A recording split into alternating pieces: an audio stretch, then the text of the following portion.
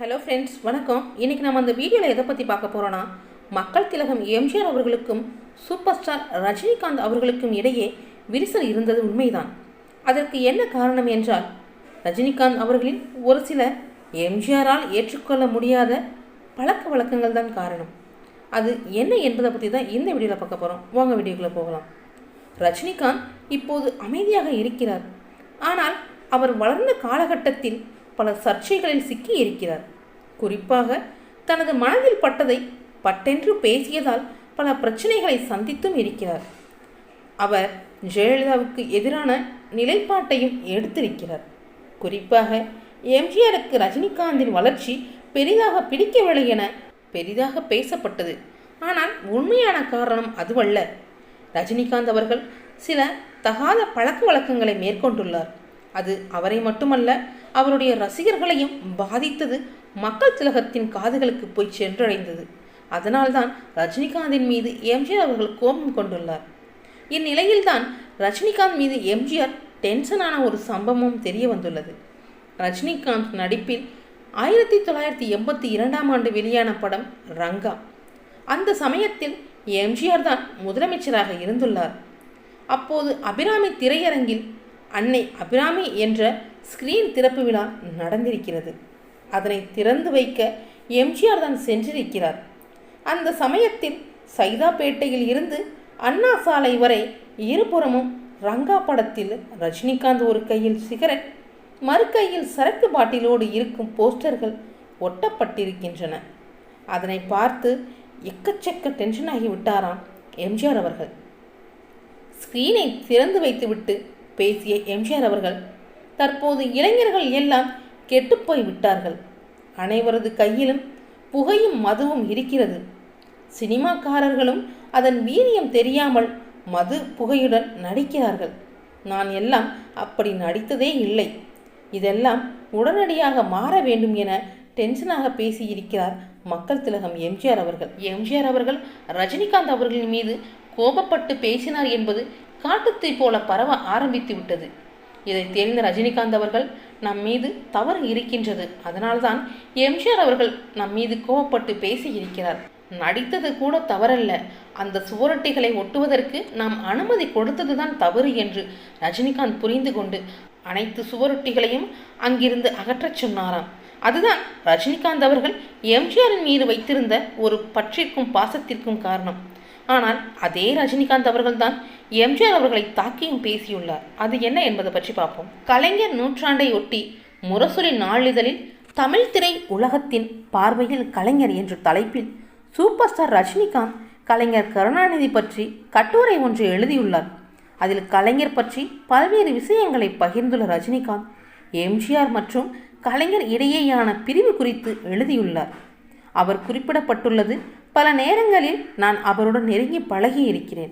அவர் எந்த ஒரு விஷயத்திற்கும் நான் அவரை கவனித்து பார்த்ததில் எந்த ஒரு முடிவையும் எடுத்தோமோ கவிழ்த்தோமோ என்று எடுக்க மாட்டார்.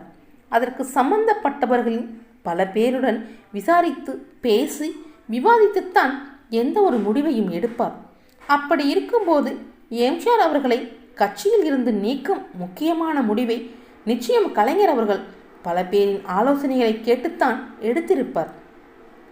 எனக்கு தெரிந்த ஒருவர், அவர் பெயர் கூற மாட்டேன், எனக்கு அவர் ஒரு ஆடியோ கேசட்டை கொடுத்து, இதை யாரிடமும் கொடுக்க வேண்டாம், நீங்கள் மட்டும் கேட்டு பிறகு என்னிடமே திருப்பி கொடுத்து விடுங்கள் என்று கூறினார். 1972 ஆண்டு எம்ஜிஆர் அவர்கள் கட்சியை விட்டு நீக்கப்பட்ட பிறகு அவருக்கும் திரு எஸ் ராஜேந்திரன் அவர்களுக்கும் நடந்த தொலைபேசி உரையாடல் தான் அது. அதில் திரு எஸ்எஸ்ஆர் அவர்கள், அண்ணே, ஏதோ கெட்ட நேரம், அவசரமாக என்னென்னமோ நடந்து விட்டது.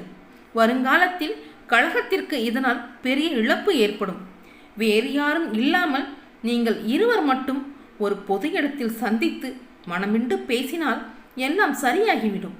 கலைஞரிடம் நான் பேசுகிறேன், எனக்காக இதை செய்யுங்கள் என்று கூறுவார். அதற்கு எம்ஜிஆர் அவர்கள், இல்லை தம்பி, என்னுடைய விசுவாசிகள் எனக்கு ஆதரவாக போராட்டங்கள் செய்து என்னுடைய அபிமானிகள் என்று அடையாளம் காட்டிக்கொண்டு விட்டார்கள். நான் திரும்பி கட்சியில் சேர்ந்தால் என்னுடைய அபிமானிகளை கட்சியில் உள்ளவர்கள் முந்தைய மாதிரி பார்க்க மாட்டார்கள். அவர்களை தனிமைப்படுத்துவார்கள்.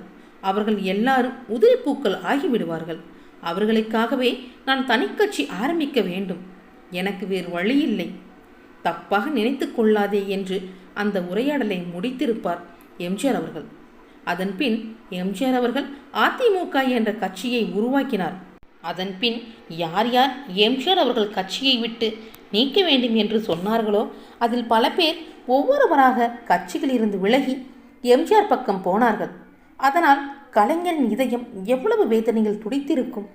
எதையும் தாங்கும் இதயம் என்று அண்ணா இவரை நினைத்துதான் சொன்னாரோ. எவ்வளவு வேதனைகள், சங்கடங்கள், ஏமாற்றங்கள், துரோகங்கள் என அத்தனையும் தாண்டி தொண்டர்களுக்கு அவர் எழுதிய ஆயிரக்கணக்கான கடிதங்கள், கட்டுரைகள், சினிமாவில் எழுதிய வசனங்கள், அவர் செய்த சுற்றுப்பயணங்கள், மேடை பேச்சுகள், 13 ஆண்டுகள் ஆட்சியில் இல்லை என்றாலும் கட்டுக்கோப்பாக ஒரு தனி ஆளாக கட்சியை வழிநடத்தி மீண்டும் ஆட்சிக்கு வந்தார் என்றால் அது ஒரு பெரிய மாபெரும் புரட்சி. அவரை பற்றி எழுதினால் எழுதிக்கொண்டே போகலாம். அவருடைய இந்த நூற்றாண்டில் அவரை நினைத்து அவருடன் நான் கழித்த எத்தனையோ தருணங்களை ஞாபகப்படுத்தி அவர் வாழ்ந்த அதே காலத்தில் நானும் வாழ்கிறேன். அவருடைய இதயத்தில் எனக்கென்று ஒரு தனி இடம் இருக்கிறது.